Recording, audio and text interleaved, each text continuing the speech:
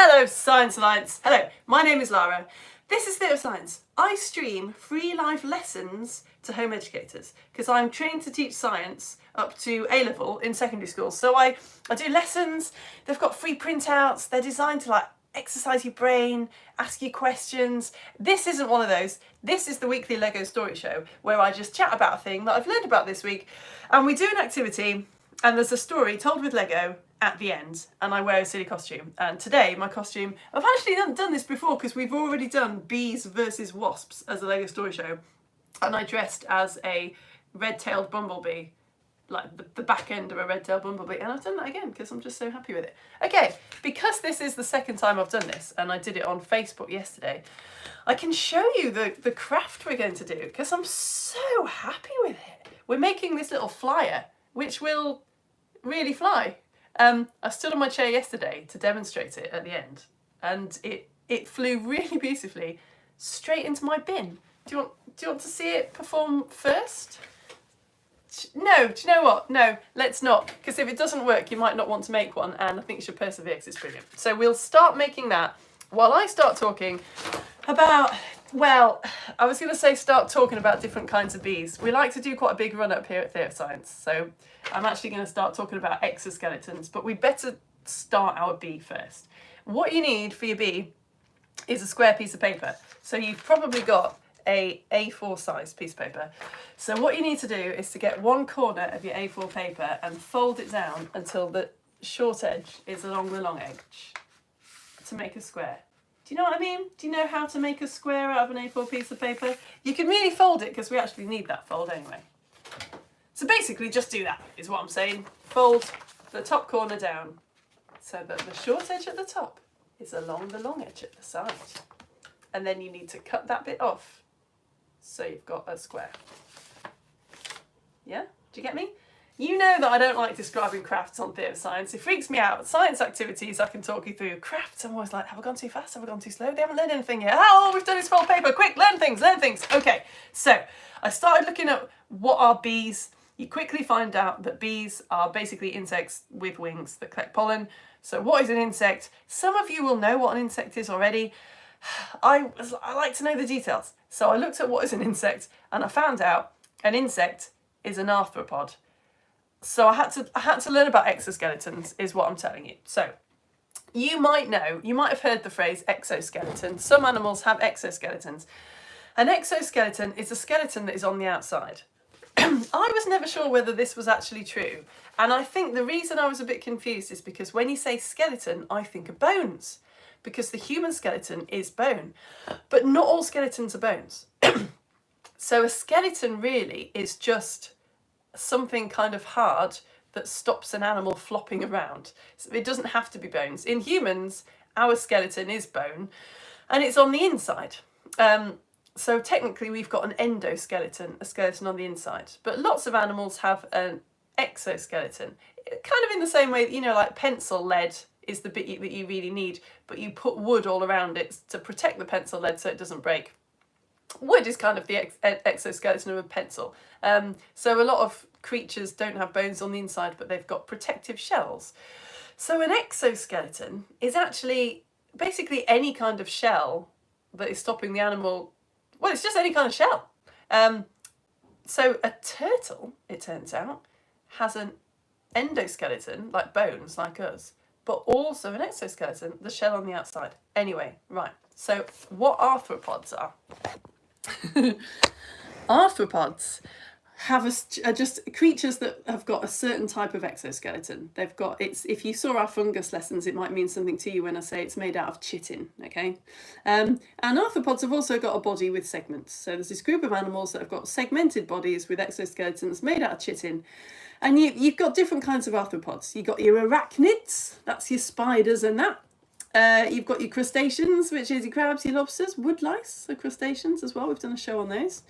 Millipedes and centipedes are a whole other group of arthropods, but by far the biggest group of arthropods, the biggest group, absolutely loads of these, insects and springtails. If you've been coming to our woodlands show lessons, you know a little bit about springtails. So insects and springtails are in the same group, but it's insects that we're talking about today, and insects are by far the biggest group of arthropods. Absolutely loads of different insects there are. Okay, can you cut the bottom off your piece of paper if you folded it in the right place to make a square? So, I mean, a lot of you probably knew this already, and I did too. I knew that an insect was a creature, an arthropod it turns out, that has three parts to their body. They've got a head and a thorax and an abdomen. What I didn't really know is what those words meant. I mean, I think I could have guessed that the head is where the eyes go, and that is true, and the antenna. Right, so if you cut, what you need is a square of paper, okay? So we'll do something with that in a sec. Yeah, they've got a three-part body, a head, a thorax, and an abdomen. Here is a diagram of what that means, demonstrated by a mosquito. So the head is the bit with the eyes and the antennae, because all insects have got antennae. The thorax, it turns out, is the bit where the wings are attached to, and the legs as well. So you don't think about insects as being muscly, but obviously they're moving their wings phenomenally quickly. So yeah, they have got a really muscly, strong thorax, and that's where the wings are attached to. And the abdomen, which is a word that we sometimes use as humans, that is where the digestive bits are. It's where they digest their food, and it's where all the reproductive stuff is as well. All right, so that's starting to make a bit more sense to me. So insects, like I say, they've got antennae. They've also got compound eyes, these incredible eyes where you've probably seen like videos of them where they see lots of kind of different images at the same time. And it turns out they don't have oxygen necessarily in their blood. They get their oxygen, it just comes through little holes in their sides. Phew! So bees are flying insects. They've got all that stuff and they fly. And they've got two pairs of wings, in fact, but they're connected with lots of tiny little hooks. So it looks like they've only got one pair of wings. Oops, spoiler. Let's do a little bit more of our bee. So if you've got a square of paper that is basically two triangles divided by a crease, you need to roll up one of the triangles to make a little band like this.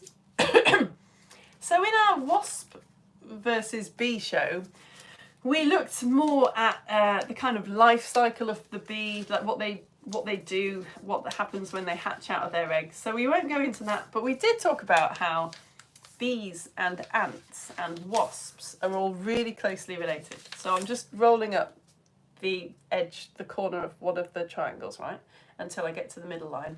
I'm going to go slightly over the midline as well. I'm going to keep rolling until I've done that.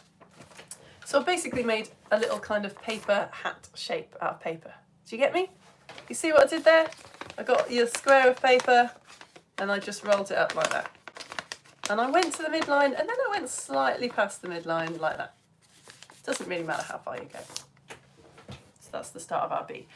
Yeah, bees are basically, they're really closely related to wasps and ants, but they're sort of evolved to be vegetarian. So we think actually probably there were just wasps, first of all, because wasps feed little bits of insects to their babies. And then some wasps evolved and changed and started collecting pollen and drinking nectar from flowering plants. And that's what they give to their babies. And they make honey and they are bees, right? So you have got your honeybee. You've also got bumblebees, which we'll talk about in a bit, which also make honey, but they don't make enough honey for humans to be able to nick it. So we don't collect honey from bumblebees. Right, I'm getting distracted. We need to talk about I didn't realise this. One way scientists have got of categorising animals is how sociable they are. I did not know this. So very, very simplified here. This is how scientists categorise animals. You've got solitary animals, which are animals that only interact with other animals in order to mate. Okay? So animals have got to mate. You've got to get an egg and a sperm mixing together to make a new one of those animals, or animals would die out, okay? So even if you want to be completely on your own all the time, you've got to occasionally get together with other animals to make like a baby. But animals that only do that are called solitary. The one in the middle, you would say they're subsocial, so they care for their young, because it kind of makes sense, right? Do you know what? I think we should start colouring in this bee. Well, we can't really colour in the bee until we look at... Do you know what? I think I'm just going to have to jump to different kinds of bumblebee because we need to pick a bee to colour in, okay? So we'll do that so that we can start colouring. Because if you've got to this stage, we need to start colouring our bees. I am indebted to this whole show to the Bumblebee Conservation Trust, because they've got a fantastic website that describes all the different kinds of bumblebees and how you identify them. Very quickly, I'm going to show you the one that I'm going to make. Because you'll do the same one as me. Do the red-tailed bumblebee, because it's what I came dressed as, all right? So here's the Bumblebee Conservation Trust website. It's amazing. You should read every single page they've ever done. It's just the right amount of detail for me. It's not boring, but it goes into the detail that you need to understand things. So there's loads of different types of bee. We will talk about this in a sec. The bee that I want to colour in, because it's the most fun, is the red-tailed, well, no, let's do the early. I was going to do the red-tailed bumblebee because that's my costume today, just a red tail and all black. But we want to put a bit more colour in, right? Let's be an early bumblebee, and then we get to do a red tail, and then black and yellow and black and yellow, okay? Red tail, black, yellow. If you've got a particular favourite bee, if you're all about bees and you know all about them already, you can do whatever you like. But I'm going to do the early bumblebee because it's very common in the UK. It'll help us remember it. We'll do the worker because that's the female, does all the work. Red, black, yellow, black, yellow. Can you remember that? Okay, let's start colouring that in. And then I'll go back to where I was before. In fact, I'll just stick that on the board, shall I? Because that's the one that I made yesterday, which you might want to look at. Thanks, Katie, for the little magnets. There we go, great. So if you're at that stage where you want to start colouring in your tail red, and then black and yellow, then you can. Right, where was I? Oh yeah, how sociable these things are.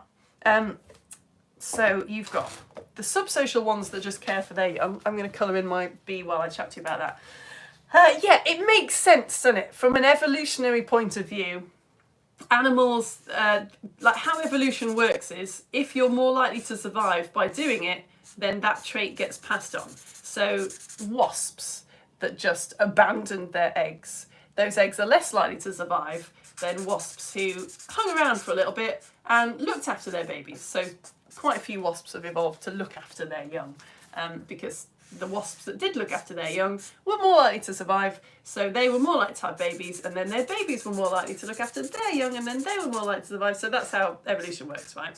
Things get passed on because you're more likely to survive. So a lot of animals are subsocial. They do care for their young, even if most of the rest of the time when they haven't got babies, they prefer to be on their own. Okay, I've got my red tail. Let's move on. And then the next one up, the last one, is what you call eusocial animals, where they're all working together. So eusocial animals, they tend to get, like, an animal will get born to do a certain job, and maybe the animals can't even survive individually. They all have to work together in order to survive. So, question, chums. I don't always ask you questions in the Lego Story Show. Which one do you think most bees are? I've done my red tail, and I'm going to colour in a strip of black above my red tail while you think about that. Which one do you reckon most bees are? Come on, if it was like, who wants to be a millionaire? You're not allowed to phone a friend. You've just got to take a punt. You've got to guess. What do you reckon? Are you all saying eusocial? Because when you picture bees, you think of busy little bees working together in their hive, like the honeybee. Well, look. Solitary. Yeah, I know. I've put, like the Silly History Boys, my favourite history drama group, say, did you learn something, children? There are over 20,000 types of bee, and over 90% of them are solitary. I know. I mean, they do care for their young, possibly, a little bit. But yeah, most of them are solitary. There's loads of different kinds of solitary bee. Over 90% of all the bees on the planet are solitary bees. So you've got mason bees, carpenter bees, leafcutter bees, mining bees. They love it. They love being on their own. And most of them make little nests. And where they make their nests is often how they get their name. Okay, I've done my black line. I'm going to do a yellow line. Carpenter bees, as you would imagine, make their homes, their nests in kind of bits of dead wood, dead plants. Leafcutter bees, if you ever see a leaf which, like high up on a tree, which has got very neat shapes cut out of it, that could be a leafcutter bee. And then there's the mining bee, which gets called a pest, which seems really harsh. It just mines out tiny little holes in soil. So you might know when you've got a mining bee, because you get this little pyramid of soil just outside the hole. Here's a mining bee. This one's in sand, but you get the idea. So if you find a hole in your soil and you've got these sort of cute little pyramids outside it, you've got mining bees. So apparently gardeners, some people don't like this because it's ruining the lawn. What happened to us? What happened to humans that we can't even let bees do their thing because we need our... Anyway, I love mining bees because some of them are in black and white and I think they're absolutely stunning. This species isn't actually the ashy mining bee. There is one called like the ash-coloured mining bee. This is a different one which is quite rare in the UK. But how beautiful is that? Isn't it stunning? Okay, right. While we're talking about mining bees, I know you guys love like the smallest one and the biggest one. Can you do 2 millimeters with your fingers? Really want you to picture 2 millimeters, about 1/5 of a centimetre. I need to put another black stripe on this thing or we're not going to get it finished. I realised that this isn't a very good early bumblebee, is it? You might have noticed that actually that yellow stripe was really, really, really faint and I've made it massive, but never mind. I'm just going to quickly finish this off. So the smallest bee in the world, remember kind of the definition of a bee is that it's an insect that can fly and it collects pollen. It's like a vegetarian wasp, basically. Here's the smallest bee. It's so cute. Here we go. It makes little nests in desert sands in America. Like I say, it's a mining bee. It is a solitary bee. It can't be caught in nets because obviously the holes in nets, like not for bad reasons, just if scientists want to study them, the holes in nets are much bigger, aren't they, than 2 millimeters. So it just flies all the way through. So I liked this as a physics teacher. Guess how scientists working in the deserts of America I don't know, you need to count a load of these little solitary tiny bees. How are you going to do it? How are you going to spot them? What are you going to look for? I really like this. In fact, I've got a torch here. I can kind of demonstrate it. I hope that while you're thinking about it, you're still colouring in your bee. I'm nearly there. And then we can start looking at different types of bumblebee. How would you do it? What are you going to look for? I mean, actually, you could be saying, look for those tiny little holes in the ground. Yeah, you could be. If you want to see them in flight, what you do is they look for their shadows. How cute is that? Because I've got a torch here, so I can show you. Physics, isn't it? That if the bee is flying, then its shadow on the ground is much bigger than the actual bee. That's good, isn't it? So I love the thought of like slightly bigger than 2 millimeter bee shadows flying across the deserts and scientists trying to find them in order to count how many bees there are. Oh, turn off. I hate this flashing light. There we go. Right. So the UK, let's talk about bumblebees now, because bumblebees, a lot of bumblebees do live together in nests. They don't live in hives. When you think of a bee in the UK, you probably think of a honeybee living in a hive. I'll tell you a Lego story about that in a sec when we finish this craft. But bumblebees also live together in nests. Like I say, they make honey, they raise their young together a lot of the time. There's loads of different kinds of bumblebee. And again, very much thank you to the Bumblebee Conservation.org. The UK's got 24 bumblebees, but apparently if you see one, there's a 95% chance that it's one of 8 species.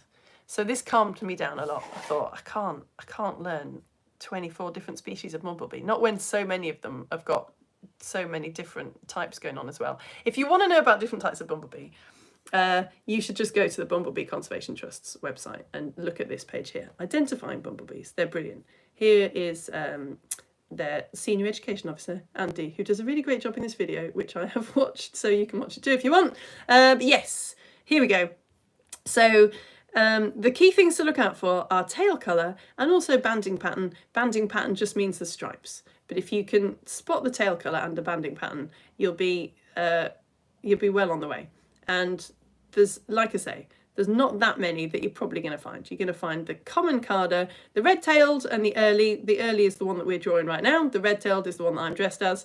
Your garden, your tree, your heath, your buff-tailed, and your white-tailed bumblebee. So let's go over here and have a look at these.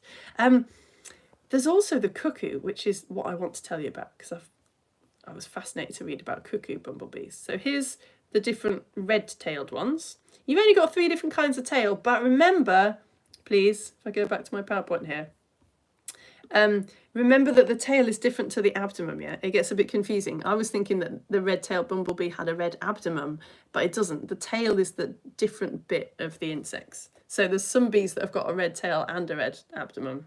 I know. Here we go. So yeah, this is the vast majority of the bumblebees that you might spot in the UK.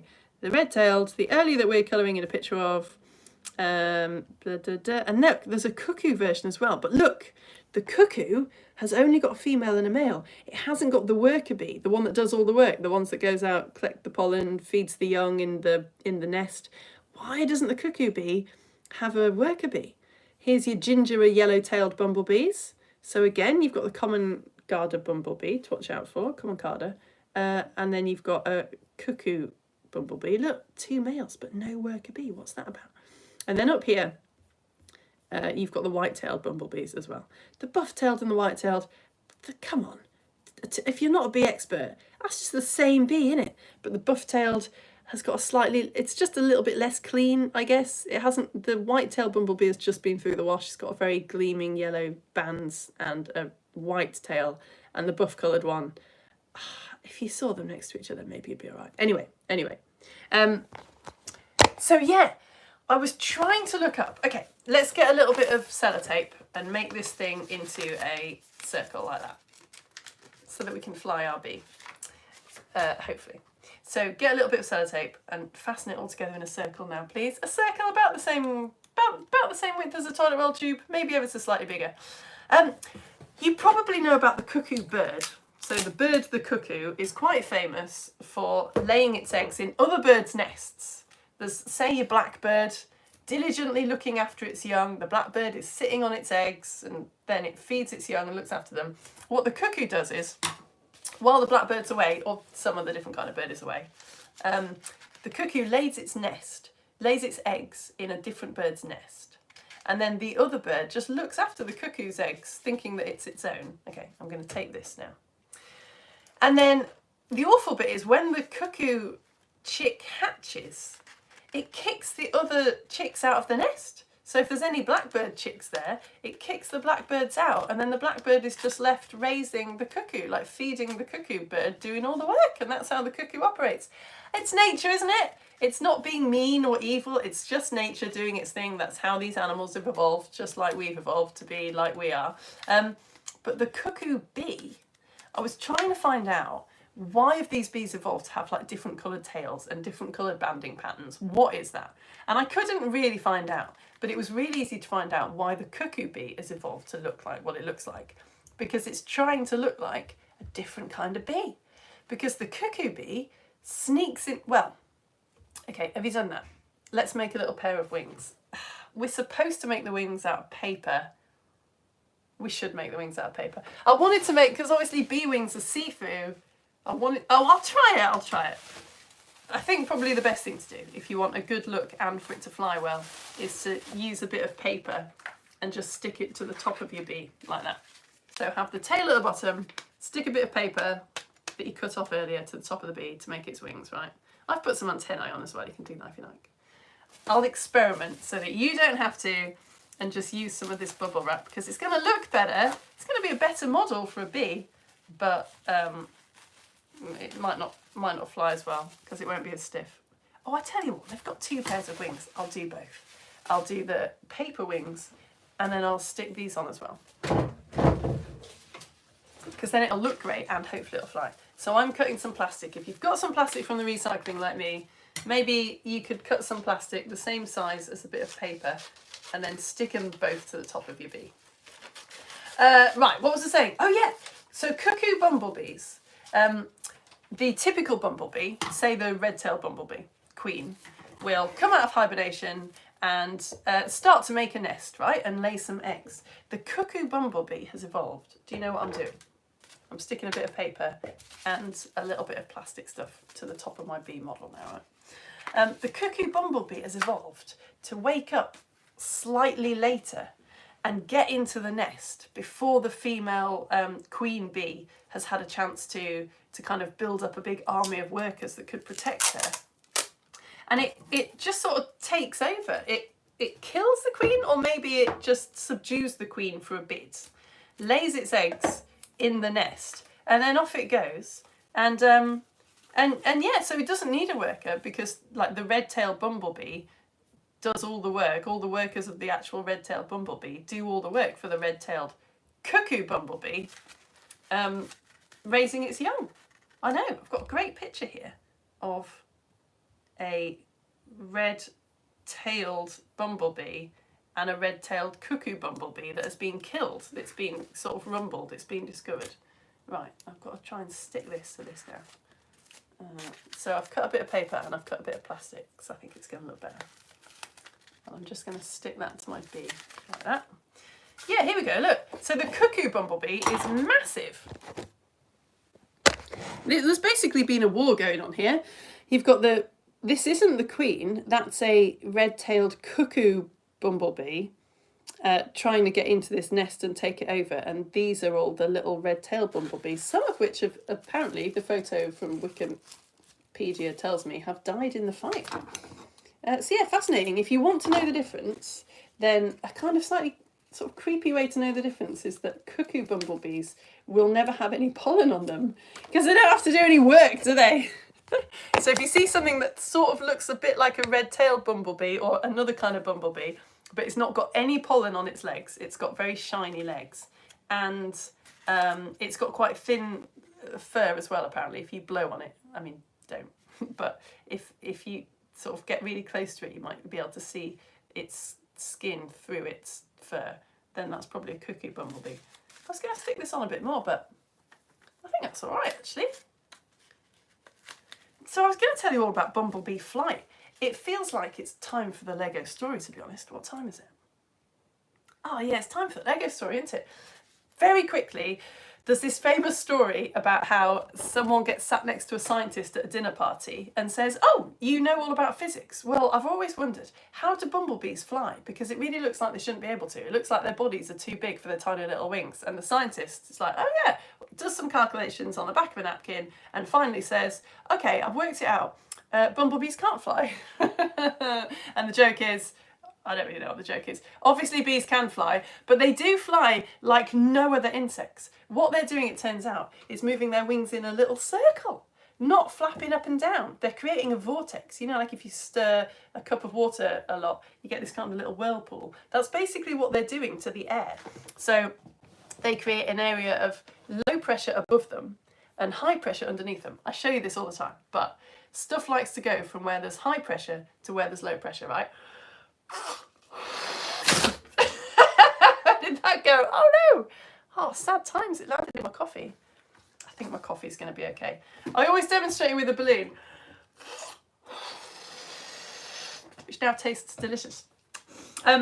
Because we all know this, right, don't we? The air in the balloon is very squished up. The air in the balloon is at high pressure. Lots of air particles squished into that balloon now. The air on the outside of the balloon is at low pressure. When you let go of a balloon, air never rushes from where there's low pressure into the balloon, does it? Air always comes out of the balloon, it spreads out.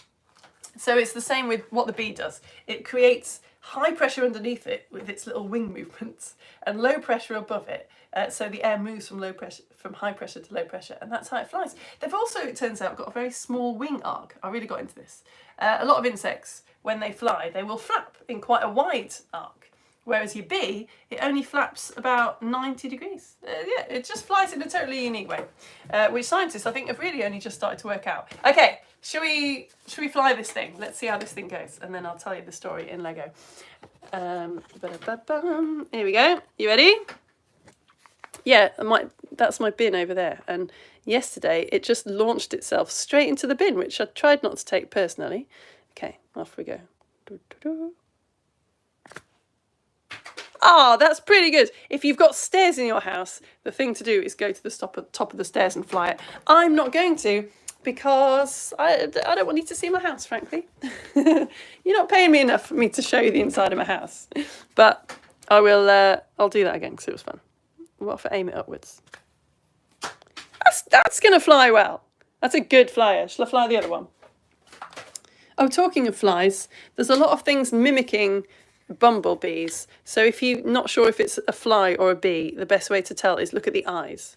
Flies mimic all kinds of bees. They try and look like bees in order to sort of look poisonous and put predators off. But if something's got massive eyes, it's a fly. If it's got smaller eyes on the side of its head, it's a bee, probably.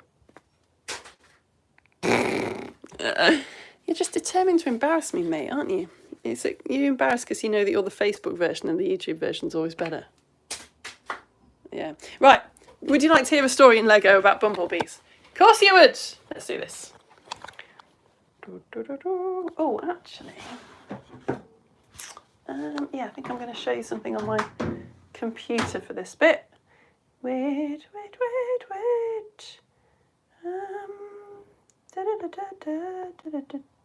Where is it? Oh no, maybe I've lost it. Sorry, I'm just rudely covering you up. That's incredibly rude, isn't it? I'm just looking for something on my computer and I don't want to do a spoiler for you. Is that it? That's not it. That's it. There we go. Great.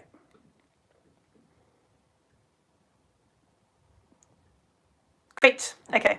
Here we go.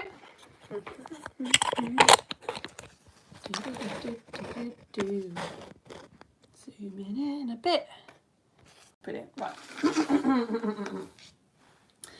Save the bees. It's a phrase most of us have heard. How could the phrase save the bees possibly be confusing? But it is, and confusion around the phrase save the bees is actually having really quite damaging consequences. The honeybees that we see in Europe, the bee that we think of when we say the word bee, they're livestock. They're just like farm animals. So they're kept in hives by humans. Some people on the internet say that numbers of honeybees are dropping, and some people say they're not. It's quite hard to tell because some things are definitely harming farmed honeybees, but you know, they're a farm animal, so people can always get more farm animals. So though honeybee numbers are probably declining, the number of beehives in Europe has gone up. It's actually increased. It increased over 5% just between 2017 and 2018. When we say save the bees, those farmed honeybees are not the bees we're talking about. We're talking about the wild bees, the bees that have to fend for themselves. Almost 1 in 10 wild bees, your bumblebees, your minor bees, your carpenter bees, are facing extinction, and you can't get more from anywhere else. A great way to save these wild bees is, say it with me, planting wildflowers. Yeah? Flowers native to the UK or whatever country you're from that your native bees will have evolved to use. Yay, plant wildflowers, everybody.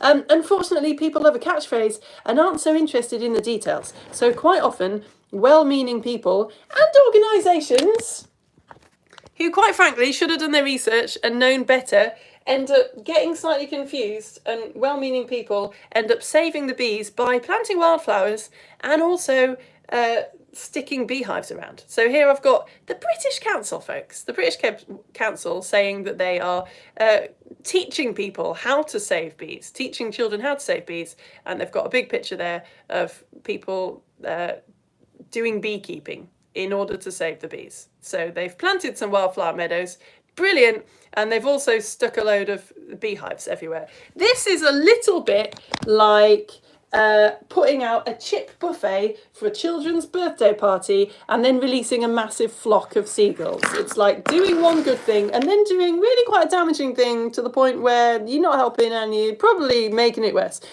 In the case of the bees, it creates a lot of competition for nectar, competition that wild bees often lose. So honeybees, they can get their nectar from many different types of flowering plants, whereas wild bees rely on more limited plants for food. So they're easily outcompeted by their domesticated friends. In cities, this is a particular problem because competition is really fierce because there aren't so many nectar-producing plants around. So the fact that the wild bee can't eat that many different types of food means that it often goes off empty-handed.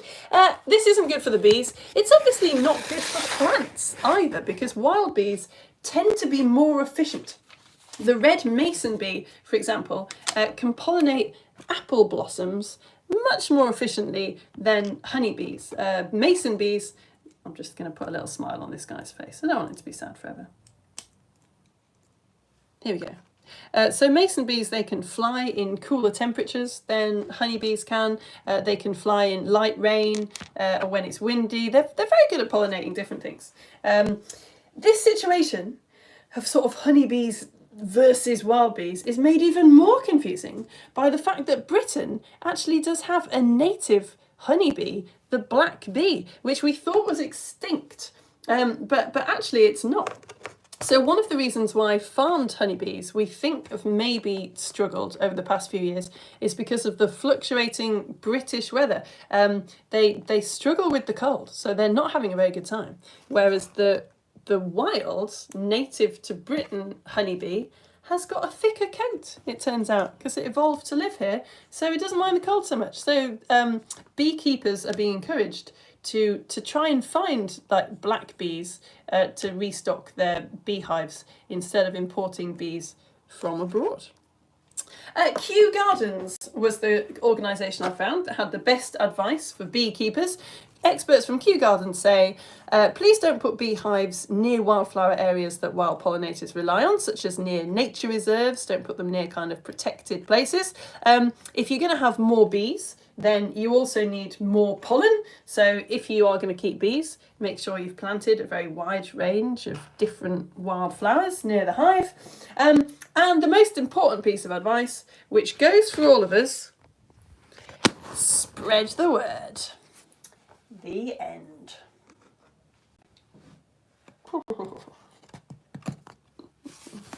All right, that was the end of the Lego. I've just realised my computer's over there and I need it back to say hello to you, because whenever I'm live on YouTube, I always put a post up on Facebook. So you can comment on my Facebook post if you like, which is on my Facebook page now, because there's no comments on YouTube. If you haven't got a Facebook account, well done you, to be honest. That is probably the right answer. But that all being said, I do entirely rely on Facebook for my income, and I'm going to go over to it now and say hello to anyone who has found my Facebook page and has left me a comment. If you're not on Facebook, you could always make the most of YouTube by liking and subscribing, couldn't you? That would be very much appreciated. Oh yeah, so my costume, by the way, this is my tail, right? This is my abdomen. No, yeah, abdomen, tail, and that's my stinger on the top to make it more interesting. Okay, before I say hello to everyone and the Facebook comments, I better tell you how this is my job, because it's totally ridiculous. I actually invented this job. I should bang on about it a bit more. So if you're new, you maybe haven't come across this business model before. How it works is, I am actually trained to teach science to secondary school. Like, I taught A-level physics before lockdown, and then lockdown happened and I started streaming lessons for free, and now I basically just do whatever the hell the educating community want me to do. We just sort of fell into this job together. So I carried on streaming lessons, but obviously for this to be my full-time job, I have to get paid for it. So there's this website called Coffee, which is where a lot of creative people get paid for stuff that they wouldn't otherwise make money from. So if you go to my Coffee page, then you can sign up to support me with £5 a month. And that is how it works. Most people are supporting me on Coffee. Yeah, so you pay per month. I say £5 a month is enough to keep me going. Like, there's enough of you that £5 a month from each of you is enough that it equals a wage for me. So it's just working out phenomenally well, because for £5 a month, I mean, you can access it all for free anyway, but what your £5 a month covers is the fact that I stream research and plan and stream a all ages lesson every week, which is at the moment about woodlands. You should totally come, they've been really fun. This Lego story show as well, and an IGCSE physics lesson. The lessons, not this, whatever this is, but the lessons come with free printouts as well. They're all stored on my website for what you got to catch up, which I have to pay for website hosting. So the £5 a month goes towards my wages. But I do send you nice things as well to gently encourage you to sign up. So I've got a deal on at the moment. So I have to tell you about my deal, right? Whenever you sign up, you get sent this welcome pack, which has some rainbow glasses in it, which makes you see rainbows. They're awesome. And this instruction kind of information sheet that I wrote, because I'm a physics teacher. And you get a past issue of Theatre of Science magazine. So if you sign up with £5 a month, you get this issue, which is about mould, which I wrote. Husband illustrated for me.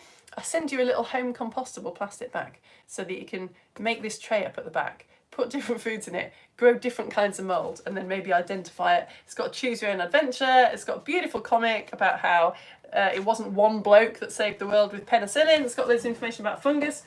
So you get all that if you sign up with £5 a month.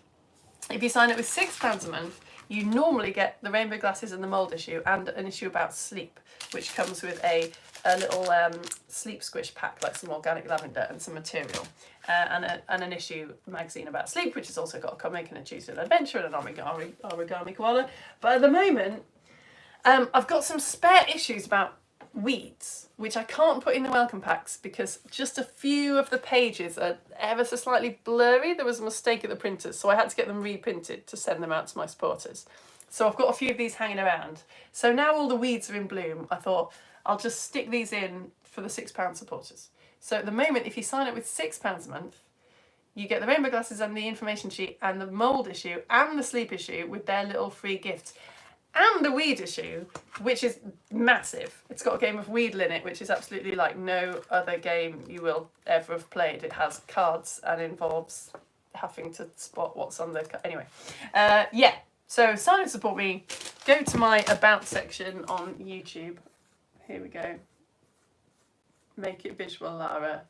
About section. I think it's at the top. I think it's above this page. It's one of the tabs. I'll draw an arrow like that. Because a lot of people have signed up today. Thank you very, very much if that was you. That smiley face is for you. You have been making my day with all the little email updates I've got. Right. Thank you. Thank you. I'm sorry. It doesn't work out very well, does it? Because some of you have been supporting me for years. Well, no, I was going to say some of you have been supporting me for years and it must be really boring for you having to sit through that advert all the time. But then I guess you also, if you have been supporting me for years, that's probably because you want these lessons to keep going. So it's good for you that I get new supporters. Yeah, maybe I need to change of mindset there. I'm advertising for everyone so that these lessons can keep going. It's good. Literally the next magazine that I'm writing that will get sent out to all my supporters is about advertising. And I need to get out of this idea that advertising is like bad and embarrassing and just start going, I have to tell you how you can pay me because that's how these lessons keep going. And these lessons are good, frankly. I should keep going. Yeah. So, you're welcome for my advert. Right, let's go and have a look at these comments. Is that Henry? Who's that? So, right, I'm going on to my Facebook page now to see who's left me some comments. Here we are. Brilliant. Imogen and Ophelia. Happy Science Day to you. I don't know why I'm singing your names, but I am. Hello. Science Day for Imogen and Ophelia. Ophelia is sat watching with her Minecraft bee toy. Oh, why don't I have a Minecraft bee toy? That would have been good. She says, looking ungratefully at all the absolutely gorgeous wormies and funguses and magnets and beautiful jewellery that you have sent me. Anyway, we have a bumblebee nest in our garden. Oh, that's so nice. We also have mason bees nesting in holes in our brickwork and mining bees in our wildlife garden. Wow. It's very bee friendly. It's very exciting. Oh, someone just signed up on coffee. Thank you so much. Thank you so much. Nothing is more encouraging than actually doing your job and having someone pay for your job. It's like busking, which I always used to really enjoy in my slightly darker days. I did used to really enjoy busking, that feeling when someone puts it in their hat, like they didn't have to do that, but they did. All right, Henry. So we've just done a lesson about like nature versus humans in the wild woodlands of the UK, and Henry has got a comment about that. I forgot to say in the last lesson, but we have seen red squirrels in the wild. Oh, of course you have. We went to a woodland on Anglesey and we were telling ourselves that we probably wouldn't see anything. That's a wise move. That's my strategy as well. Just completely reduce expectations. Very smart. It's how I passed all my GCSEs. Of course you saw them in the car park. Amazing. Last year we also noticed some solitary bees emerging from cracks in a bit of patio. Nice! Hope you enjoyed Jurassic World. Rambles in the summer holidays would be great fun. Oh, brilliant!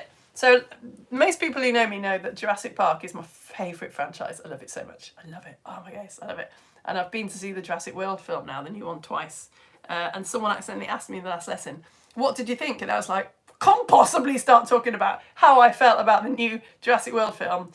or I will never stop talking. Howdy, Alice. Hello, Wild West Bees. Yeah, exactly. Oh, Dexy. Hello, you're here. But I said I might go live in the summer to just like chat about it. Maybe when I've seen it a third time, so I feel like I've really got to grips with it. Dexy, my cousin Dylan has joined us today. Hey, the sloth. Although he was up earlier than me this morning. Well, I hope you're all okay. I hope all your bodies are regulating all right. I don't know which one of you's out. Dylan, did you get up late? Or... no, Dylan got up early. Or Dexy, I don't know. Anyway, I hope you're having a nice time, you two. Dylan, Dexy, I'm glad I got to say hello to you because I missed your comment, didn't I, in the last lesson. Hello from Sophie, Emily, Katie and Hannah. Here are the biggest they made! No way! But Hannah is still busy working on hers. I was going to make like a rubbish joke. Oh my goodness, they're so cute! Oh, you've made it into like a kind of superhero armband type thing. Oh, and you managed to get antennae on there. Oh, it's so sweet! Oh, I love it! I love it. You did the little plasticky wings. So cute. Oh, very nice. Hey, is that texture? Love it. Oh, you make me feel like I need to get some antennae. I'm going to go to the top of my stairs after this and launch them both down the stairs. That'd be nice. Oh, thanks for that. Oh, here's Sophie and Emily and Katie and Hannah again. Oh, Hannah's is ready just in time. Let's have a look. Nice. Thank you. Also, behind the scenes adult who is frantically posting all these just in time. We are a very... yeah, we don't like countdowns in our house. That is one of our things. Oh, come on! You did the pair of wings. Love it. Nice. Does it actually fly? Will it fly? I don't need videos. I don't need videos. You've done quite enough. But I hope that they do fly. I hope that at least one of them flies. So you get to see what happens. Hey, it's Jancy. All right, Jay and Daisy and Daniel. Just from the Woodlands lesson, we live near the Isle of Wight and I've seen some red squirrels there. Oh, I might get to go and visit my mate in France this summer. I might do. I've left it all very last minute. But they've got some red squirrels in their garden. I'll think of you if I actually manage to see a red squirrel. Maya, what are you doing to me? Do you know what? Maya has just done a brilliant suggestion for a Lego show. So we're going to have to put it on the board. Look at this. I very recently tidied my office. It's a huge congratulations from all of you. Thank you. I'm very, very proud of myself. You can hear that the sound in here is literally different because there's not a load of rubbish absorbing the sound. I've just noticed, look, I made a mistake. I had written Lego on before and someone got me to write it on again the other day, so I can rub that off now. But we haven't got ladybirds on there. These are all the suggestions for Lego story shows. I'm just never going to be able to retire. But yeah, let's put... I've even got a list of animals. Let's stick it here next to mice. Ladybirds. Yeah. Why some of them have got like different coloured spots and why they're different colours. Yeah, okay. That is a really good idea, man. Why some are red and some orange? Yeah. Aurelia coloured hers into look fluffy. Oh, yes, you did. That's a good idea. Actually, that's what some of the others have done, haven't?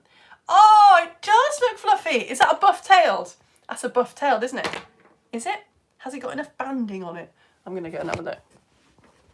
Look at that. That's really nice. Texture. You see? This is why I have to tell you lot about the activities because you always do them better than me. Oh, that is cute.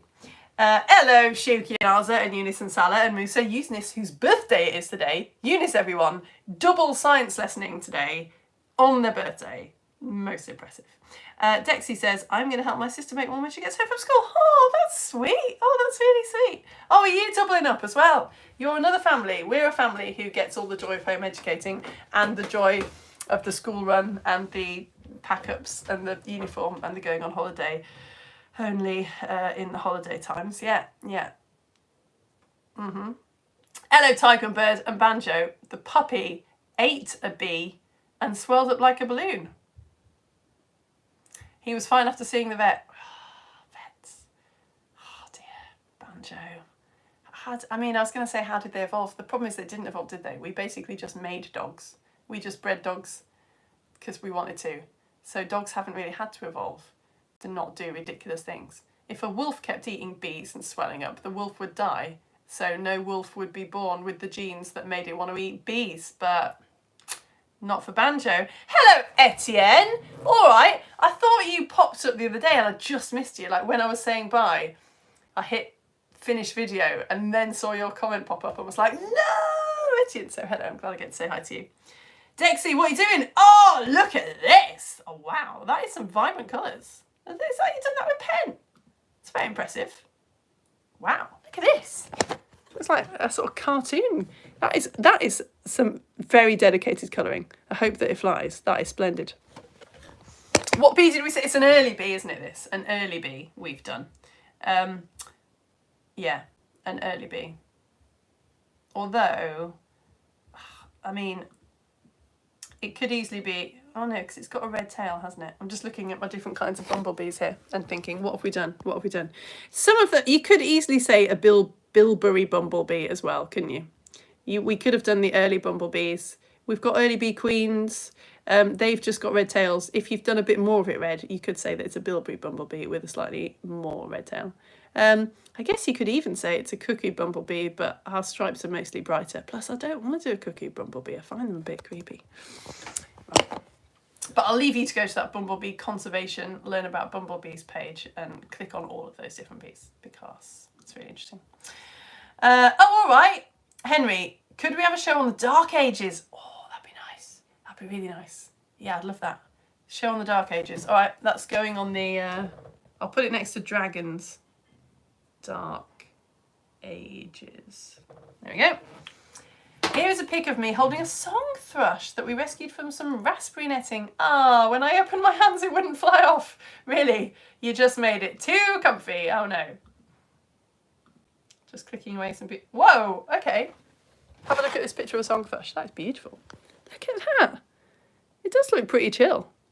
It wouldn't fly off. Oh. Have you just picturing you just now with just song thrush attached and there's nothing you can do? Presumably it did leave eventually. Hello, Amelia. We love bees, love the crafts. Ah, that's nice. Good. Hello again. Oh, it's Ivy and Jasper. What have they got to say? We have been growing sunflowers. Ah, are they out? I planted some sunflowers in a very... Well, I didn't. I let my kid do it, which was a mistake because now they're all invested and it was the bit of the garden that's too shady. And now we've got... They're sort of growing a little bit taller and a little bit taller and I feel like they're going to be just about ready to bloom when winter comes and they freeze to death. But anyway, yours is looking great. Ivy's is called Sunny. The tall one we haven't named yet, but it's taller than any brother. Are you being serious? All right, I'll live vicariously through you. Let's have a look at it. What? The tall one you can fit in the photo. Oh, that's beautiful. No. I'm really happy for you. I'm really happy that your sunflowers come out. That is so nice. If my sunflower comes out in like late September, then I'll let you know. And look at that. It's gone off the screen. It's literally too high for the internet. That's ace. Oh, that's really good.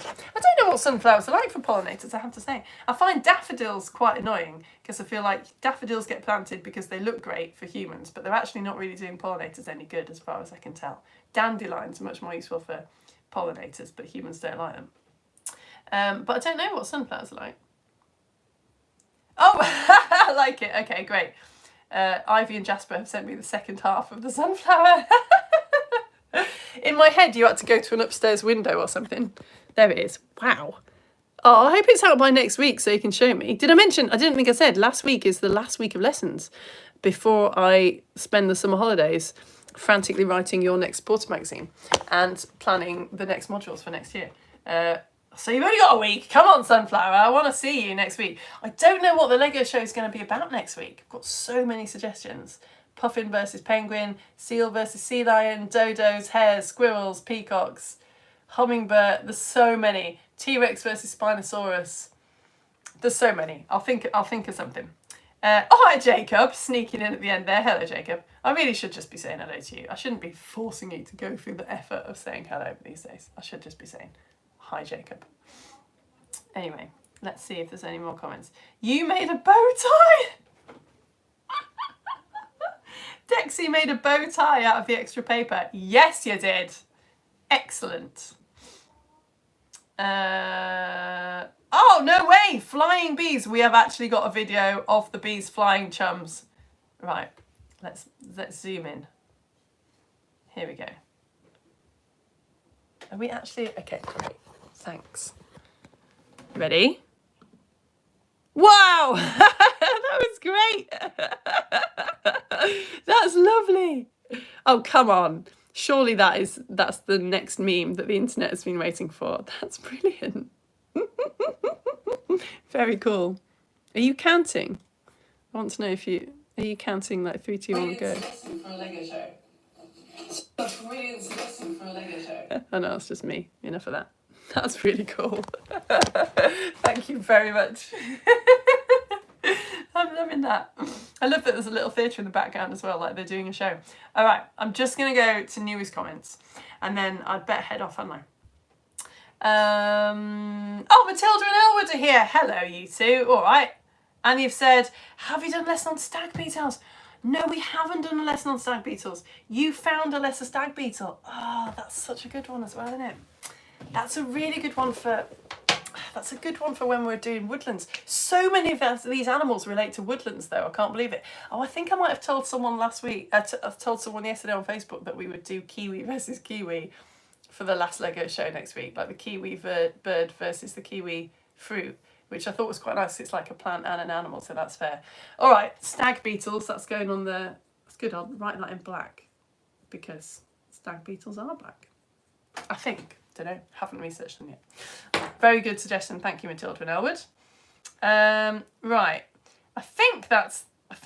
Oh, Dexy, that's a good picture of your wings. I think I've covered it. Sophie, Emily, Katie and Hannah, thank you so much for showing me that video. That was really cool. There's Maya again.